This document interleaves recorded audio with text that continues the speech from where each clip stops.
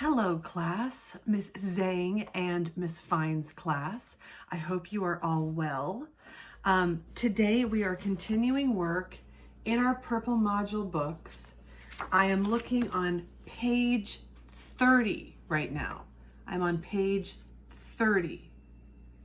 3 10s and 0 1s in the number 30.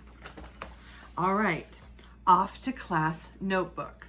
And as a reminder, you may pause this video at any time. If you need to grab a piece of paper, if you need to grab, hopefully you have your workbook. If you don't have your workbook, you can always use a piece of paper, a pencil for sure, something to write with, and a quiet spot. All right, so off to class notebook. It's called Extra Scaffolding. In a rainforest in Brazil, it was hard for students to go to school, and their community solved this problem. We discussed this story last time. Let's refresh our memories. Does anyone remember what issues this school had? If you go back to page 28,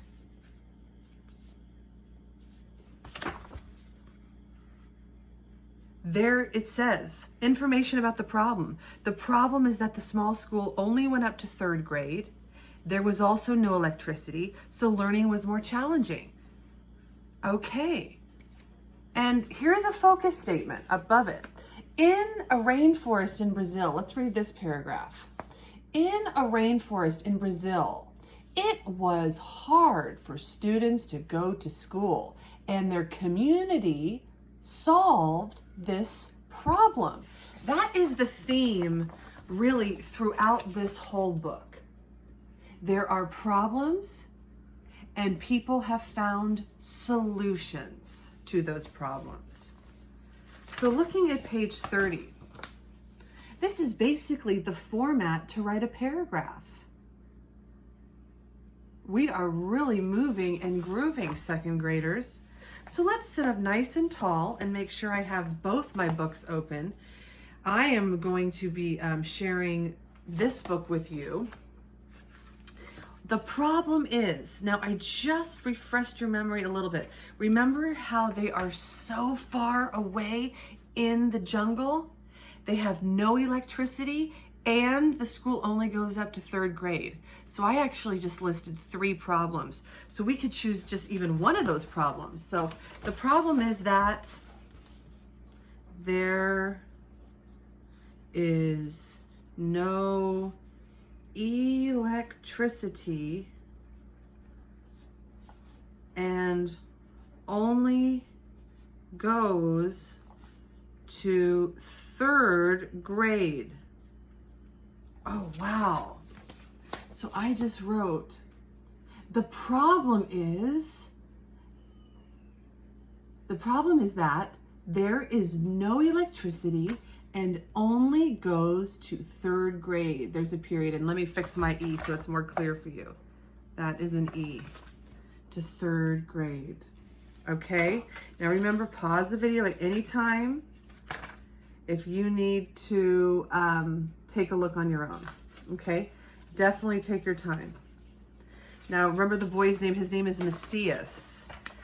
And what I really like about this story is that once, this school really serves not only children, but it sounds like the parents also get to go to school. And they have learned about, the responsibility of climate change and ecosystem and forest management. Here, there's a paragraph, learning about the forest. Wow, see, this is the subtitle, learning from the forest. Wow. The main challenges for the kids were always the remoteness, how far away they are, and the fact that the curriculum is invented in an urban city, São Paulo, the largest city in Brazil. It bears no resemblance to their reality. Now our kids create some of their own material. Now we are trying to create a more relevant curriculum connected to their own lives. Climate change, forest management, and how we're all connected. Ecosystems, systems. The school has helped the community gain a whole new appreciation for the reserve. They live on a reserve in the Amazon, and its importance to the world. And since families no longer have to move to the city for their kids to finish school, they're able to stay on the reserve and help protect the forest they love. So everyone wins. The problem is because, why is there no electricity? Well, the problem is because they are so far away. They are in the middle of the forest. They are in the middle of the Amazon rainforest.